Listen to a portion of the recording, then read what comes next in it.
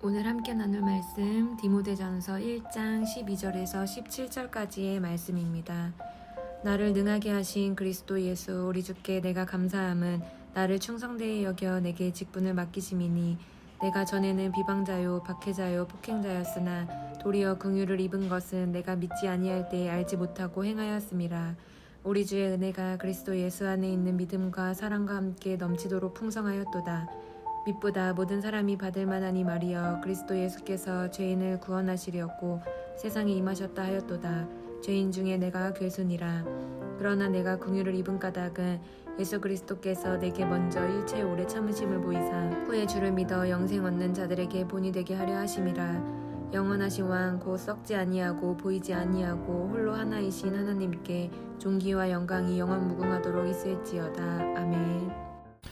오늘 우리 말씀을 나누기에 앞서서 우리 함께 서로에게 이렇게 인사하고 시작했으면 좋겠습니다. 우리 인사할 때 오늘 은혜 많이 받으시길 축복합니다. 이렇게 인사했으면 좋겠습니다. 함께 인사할까요? 오늘 은혜 많이 받으시길 축복합니다. 아멘. 여러분 정말 오늘 은혜 많이 받으시기를 축복합니다. 왜냐하면 제가 오늘 여러분과 나눌 말씀은요, 은혜에 관한 것입니다.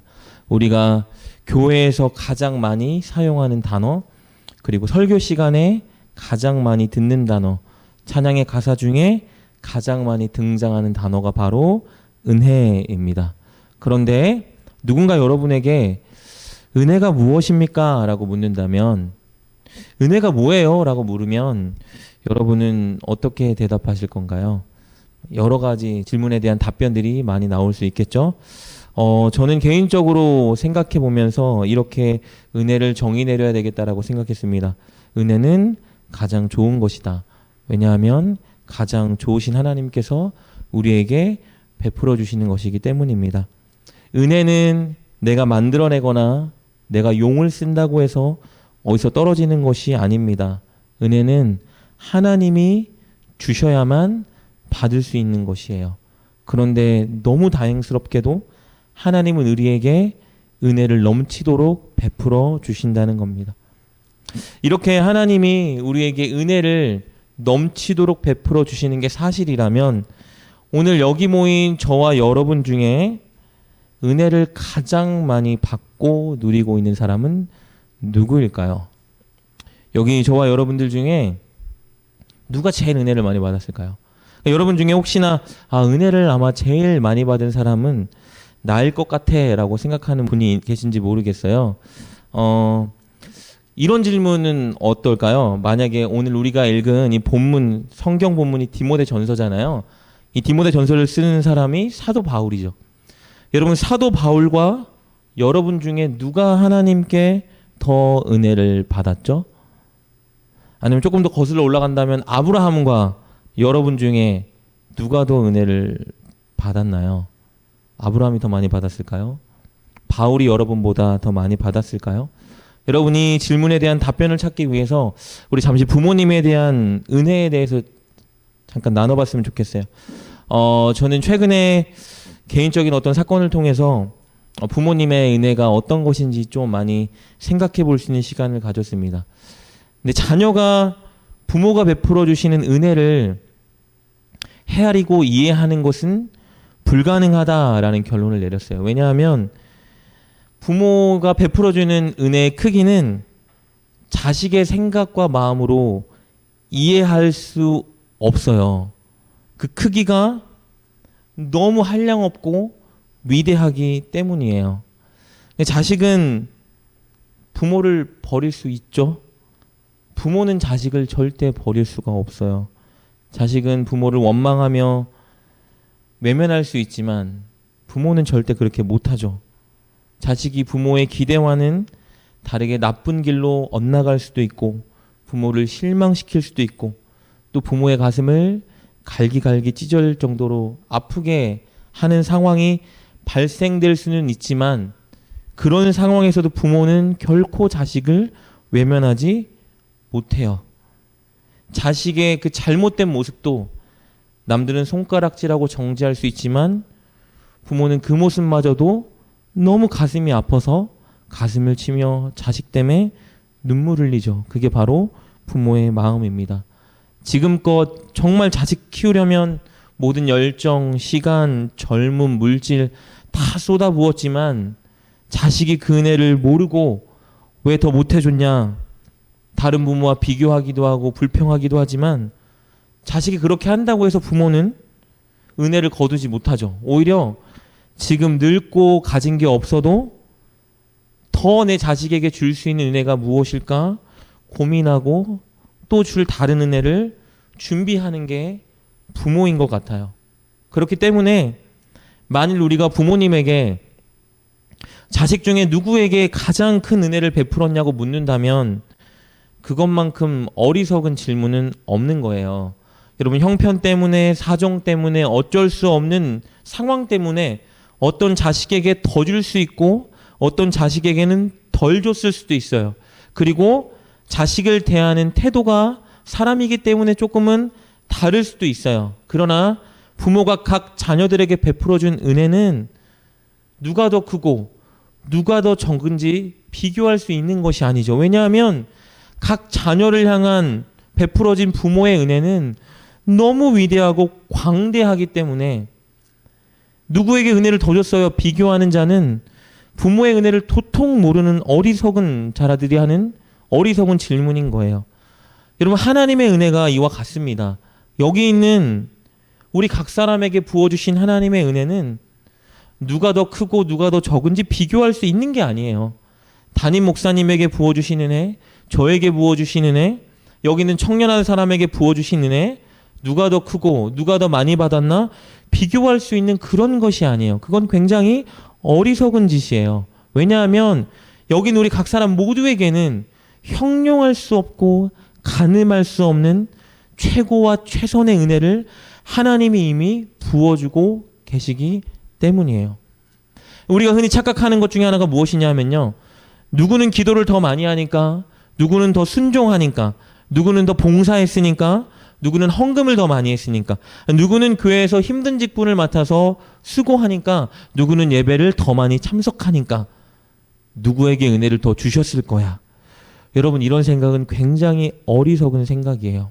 하나님은 그런 조건을 따지지 않고 우리 모두에게 우리가 상상할 수 없을 만큼 은혜를 폭포수처럼 넘치게 흘러 보내주고 계시는 거예요.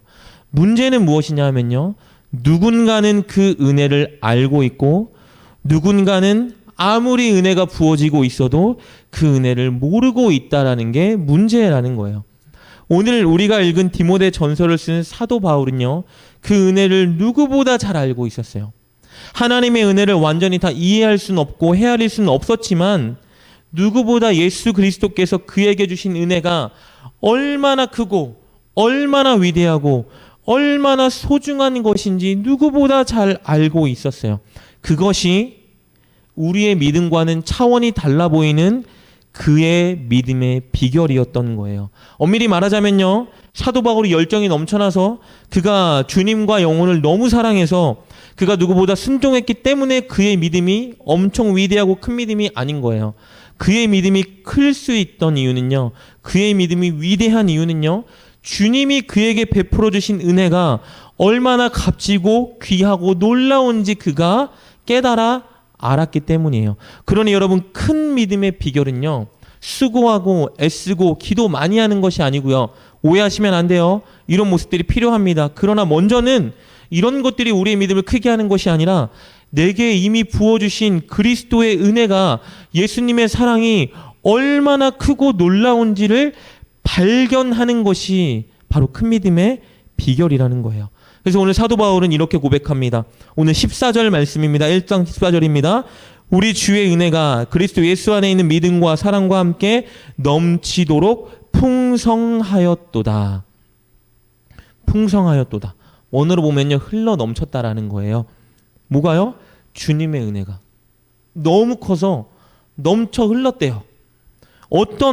그가 말하는 은혜는 그럼 어떤 은혜일까요? 바로 긍휼이에요. 긍휼이 뭘 의미하냐면요, 불쌍히 여김 받는 것이에요. 사도 바울이 깨달은 것은 무엇이냐면요, 예수님이 나를 불쌍히 여겨주신다라는 걸 깨달은 거예요.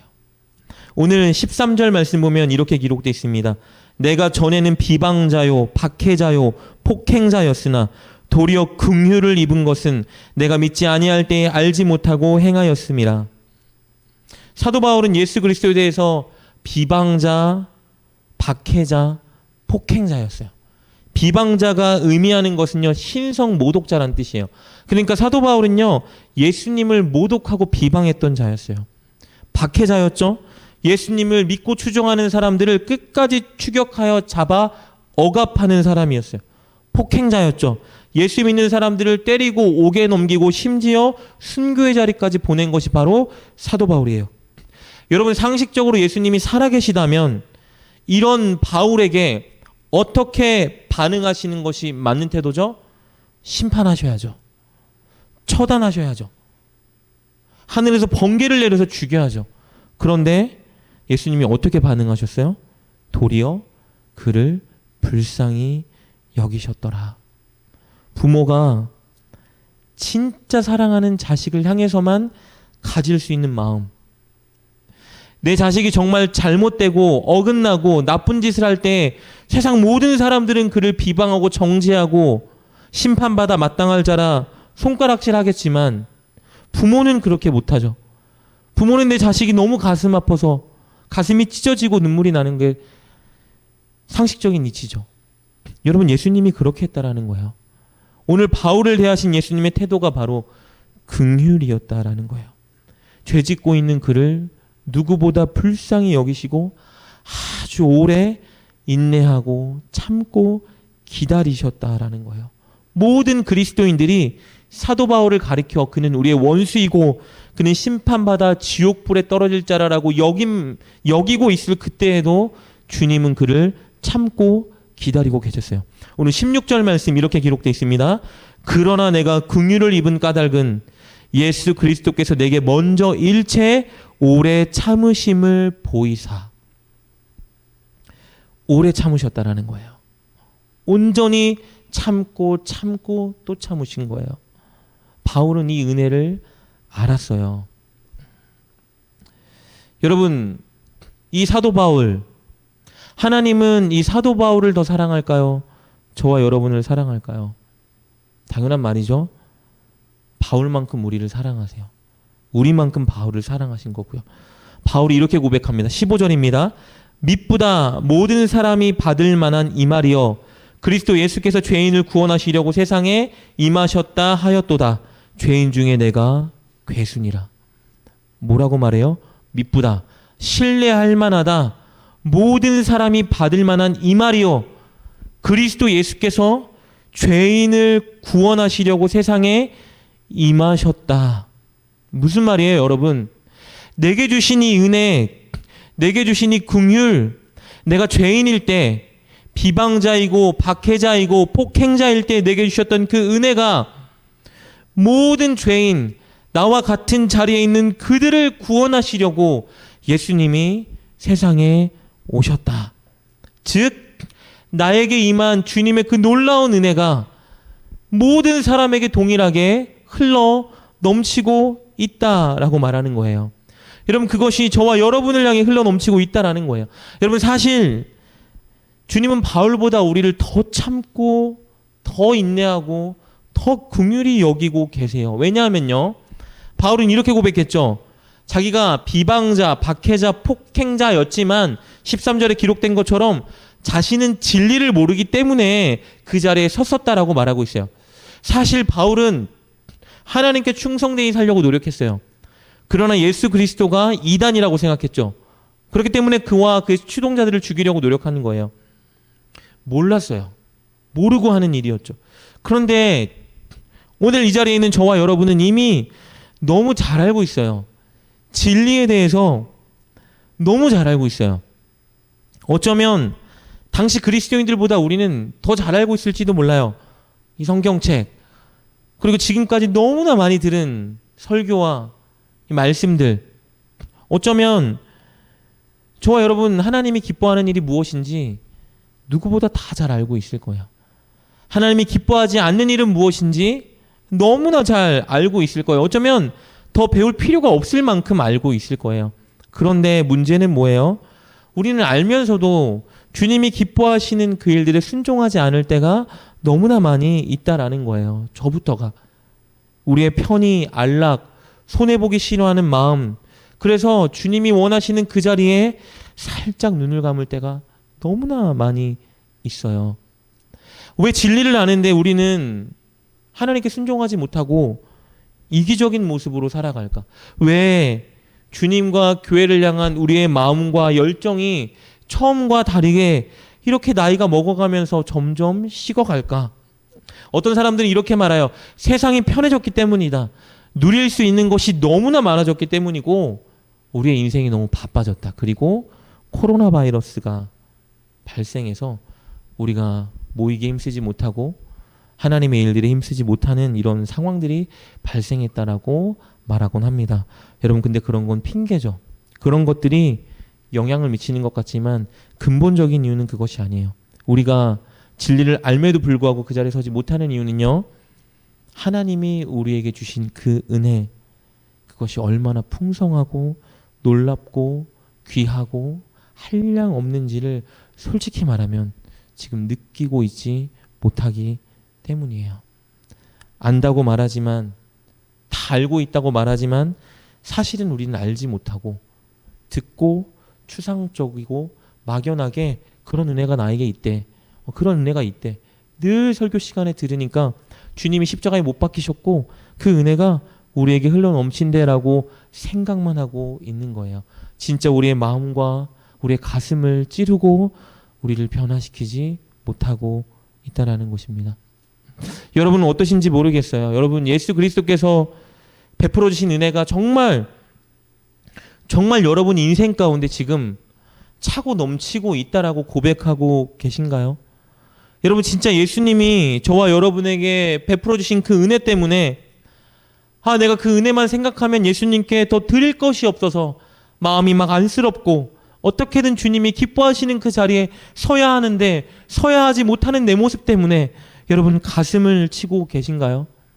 내가 순종하지 못하고 내가 늘 벗어내지 못하는 이 습관적인 죄악과 나의 모습들, 이것을 정지하기보다 나를 계속 참으시고 나를 불쌍히 여기는 그 예수님의 모습, 사랑 때문에 여러분 가슴 치며 눈물을 흘리고 계신 최근에 그런 경험이 있나요?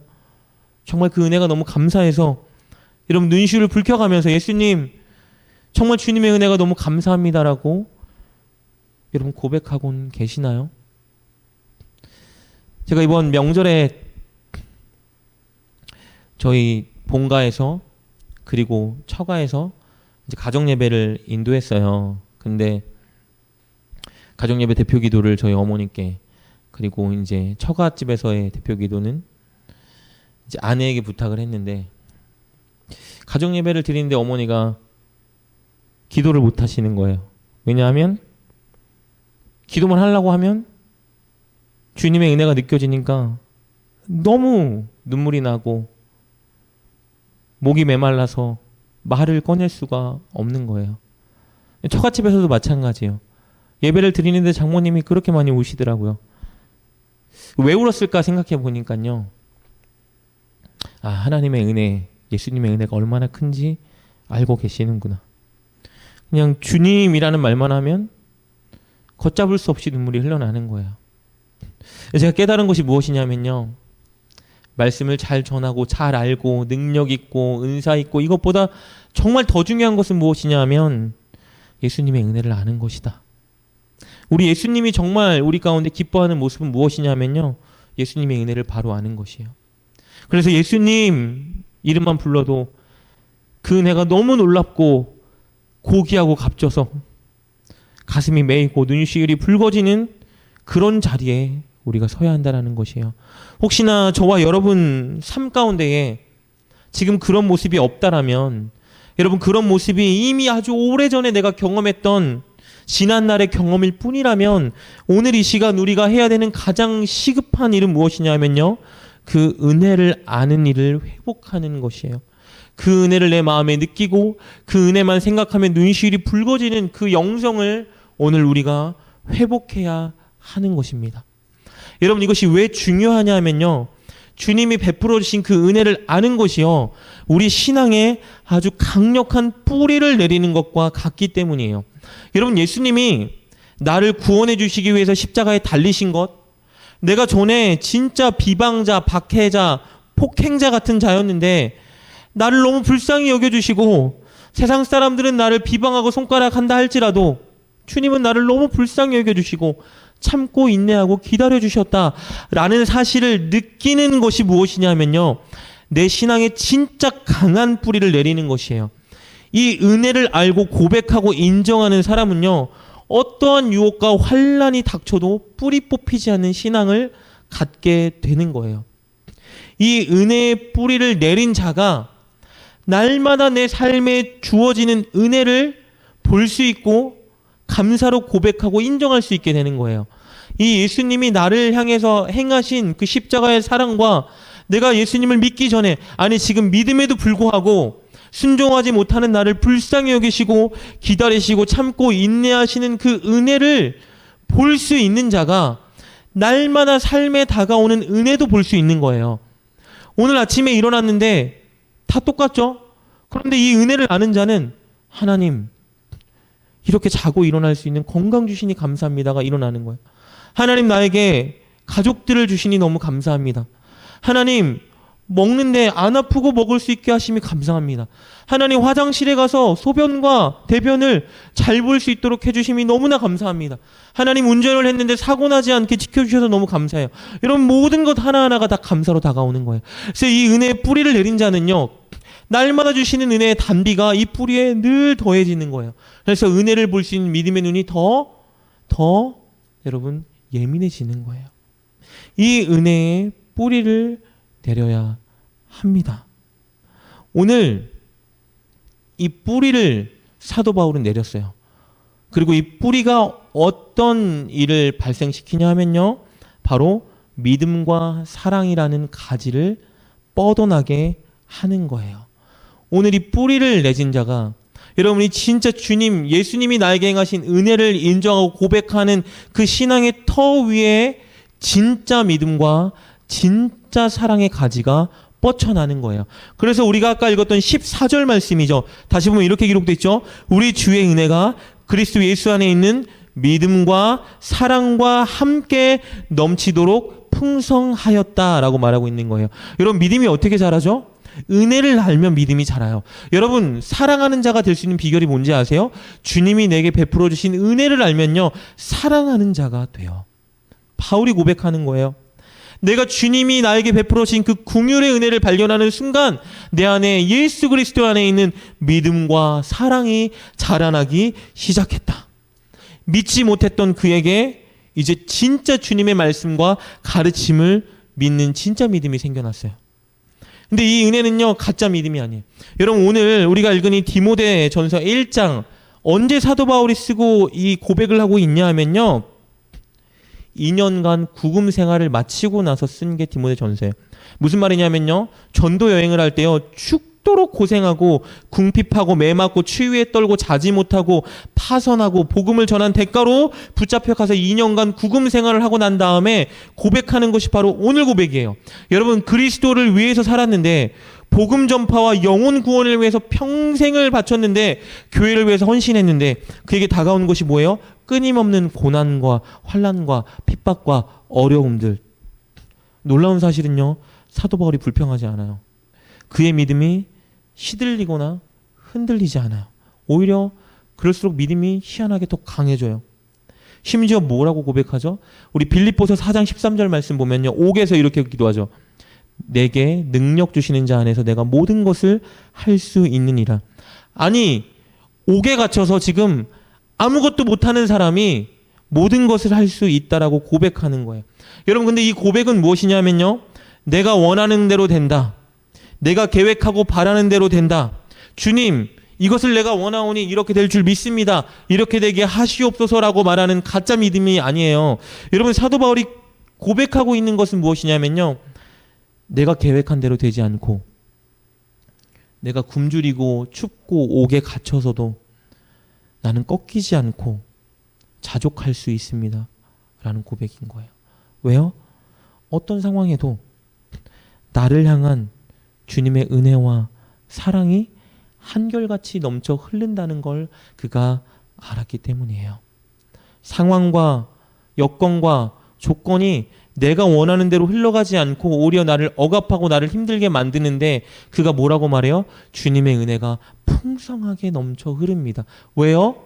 그 십자가의 사랑과 내가 박해자, 비방자, 폭행자일 때 나를 기다리셨던 하나님의 긍휼을 그가 너무 깊이 알았기 때문이에요. 뿌리가 박혀 있으니까 상황과 환경이 어떻게 변해도 그의 믿음은 흔들리지 않아요. 그는 더 하나님께 고백하는 거예요. 나를 향한 주님의 은혜가 넘쳐 흐릅니다. 왜요? 진짜 넘쳐 흐르고 있거든요. 이 뿌리가 박혀 있으니까 날마다 내게 주시는 은혜들이 보이기 시작하는 거예요. 이 온전한 믿음, 이 진짜 믿음이 어디서 탄생한 거예요?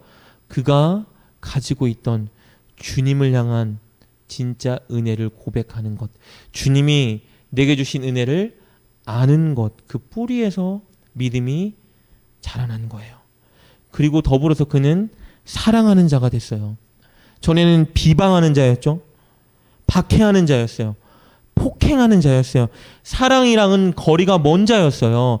율법주의에 찌들어서 정죄만 가득한 자였는데 어떤 사람이에요? 이제는 주님을 위해, 영혼들을 위해, 심지어 자기를 끝까지 박해하는 유대인들을 위해서 자기의 모든 것을 다 쏟아 부은 사람이에요. 그만큼 사랑의 사람이 된 거예요. 왜요? 은혜의 뿌리를 내렸더니 믿음과 사랑의 가지가 그 은혜 안에서 뻗어나기 시작한 거예요. 그리고 어떤 일이 발생해요? 놀라운 열매가 맺혀지는 거예요.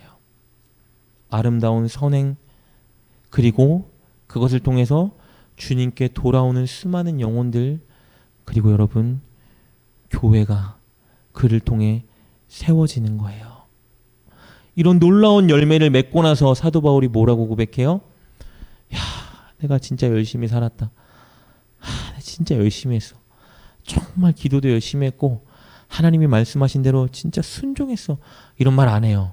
오늘 우리가 읽었던 디모데전서 1장 17절 말씀입니다. 이렇게 고백합니다. 영원하신 왕 곧 썩지 아니하고 보이지 아니하고 홀로 하나이신 하나님께 존귀와 영광이 영원 무궁하도록 있을지어다. 아멘. 뭐예요, 여러분? 내가 한 게 아니라 하나님이 하셨습니다. 하나님이 영광 받으시옵소서라고 고백하는 거예요. 이렇게 죽도록 고생하고 이렇게 누가 몰라줘도 한결같이 신실하게 살아간 이가 마지막에 하는 고백이 뭐예요? 모든 영광 우리 하나님께. 왜요? 이거 내가 한 일이 아니라는 거예요. 왜 바울이 한 일이 아니에요? 이렇게 고생했는데, 자신이 가진 모든 걸 다 허비했는데 왜 자기가 한 게 아니라고 말하죠? 이 뿌리에, 이 심장에, 이 가슴 안에 뭐가 있어요? 그리스도께서 내게 부어주셨던 그 은혜, 그 은혜가 박혀있기 때문에 내가 하는 모든 일은 내가 한 게 아니라 이 은혜를 베풀어 주신 주님으로 인해서 한 것입니다라고 고백하는 자가 된 것입니다. 여러분, 큰 믿음을 갖는 비결이요, 넘치는 사랑을 갖는 비결이요, 적극적으로 선한 일을 실천하고 동참할 수 있는 비결이요, 그리고 많은 사람들을 옳은 길로 인도할 수 있고 교회를 든든히 세워나갈 수 있는 비결은요, 그리고 그렇게 수고했음에도 불구하고 모든 영광을 하나님께 올릴 수 있는 비결은요, 한 가지예요. 바로 예수님이 내게 베풀어 주신 그 은혜를 바로 알고 느끼는 거예요. 여러분, 그것을 위해서 예수님이 저와 여러분에게 행하신 그 은혜를 날마다 발견하고, 날마다 바라보고, 날마다 느끼고, 날마다 경험하기 위해서 예수님께 간구해야 하는 것입니다. 여러분, 이 뿌리가 없으면요, 우리가 가진 믿음은요, 우리가 원하는 대로, 우리가 바라는 대로 상황이 흘러가지 않을 때 흔들리고 무너지는 믿음이 돼버려요. 여러분, 이 뿌리에서 자라나지 않은 사랑은요, 늘 요동하고 변질되고 오히려 사람들을 더 미워하는 사랑으로 변질될 수도 있어요. 이 뿌리가 없으면요, 은혜의 뿌리가 없으면 우리가 하는 모든 선행은요, 우리의 자랑과 우리의 교만과 그리고 시험 드는 결과로 끝나게 돼요. 몰라주면 시험 들고, 무시하면 시험 들고, 혹은 내가 했다 자랑하는 결과를 여러분 발산하게 되는 것입니다. 중요한 것은요, 바로 이 은혜의 뿌리를 내리는 것입니다.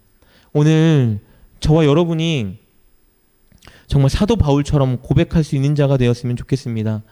정말 주님의 은혜가 내 안에 차고 흘러 넘칩니다 고백할 수 있는 그런 사람이 되었으면 좋겠어요. 우리의 환경과 우리의 조건이 남들이 볼 때에 볼품없어 보인다 할지라도 그런 상황에서도 나를 향한 하나님의 은혜는 차고 넘칩니다라고 고백하는 여러분 되셨으면 좋겠습니다. 여러분, 어떤 상황에서도 흔들리지 않는 믿음을 갖는 우리가 되었으면 좋겠어요. 여러분, 누구도 품고 사랑할 수 있는 저와 여러분이 되었으면 좋겠어요. 그리고 정말 삶의 현장에서 진짜 선한 일을 실천하고 아름다운 열매를 맺는 저와 여러분이 되었으면 좋겠습니다. 여러분, 많은 사람들이 저와 여러분을 보고 나도 저들이 믿는 하나님을 한번 믿어봐야지 할 수 있는 그런 간증의 사람이 저와 여러분이 되었으면 좋겠습니다. 여러분, 그것을 위해서는요, 오직 한 가지 일에 먼저 매진해야 돼요. 바로 여러분을 향한 예수님의 사랑을 오늘 이 시간 다시 묵상하고 회상하고 기억하고 끄집어내고 마음에 느끼는 일이에요. 여러분, 오늘 이 저녁 이 밤 우리 이 한 가지 일에 함께 기도하며 매진했으면 좋겠습니다. 여러분, 정말 여러분에게 베풀어 주신 예수님의 사랑과 은혜를 오늘 우리가 좀 다시 소환했으면 좋겠어요. 하나님, 오늘 내 안에 주님의 사랑이 너무 퇴색하고 추상적이고 잊혀져 있었다면 오늘 기도하는 이 시간 주님의 그 놀라운 사랑이 내 가슴과 심장 안에 강하게 되살아나고 느껴지게 하여 주시옵소서. 그래서 머리로만 추상적으로만 그 은혜를 고백하는 것이 아니라 진짜 눈시울이 붉어질 정도로 늘 주님의 은혜라는 말만 들으면 내가 견딜 수 없고 하나님 그 사랑에 반응하기 위해서 주님께 목매달아 기도하는 그런 자리에 설 수 있는 그 은혜를 오늘 이 시간 우리 안에 회복시켜 주시고 앞으로 우리 인생 가운데에 그 은혜의 뿌리가 강력하게 내려져서 하나님 천국 가는 그날까지 놀라운 열매를 맺는 사도 바울과 같은 사람 우리가 되게 하여 주시옵소서. 이 시간 함께 그 기도 제목을 놓고 함께 기도했으면 좋겠습니다.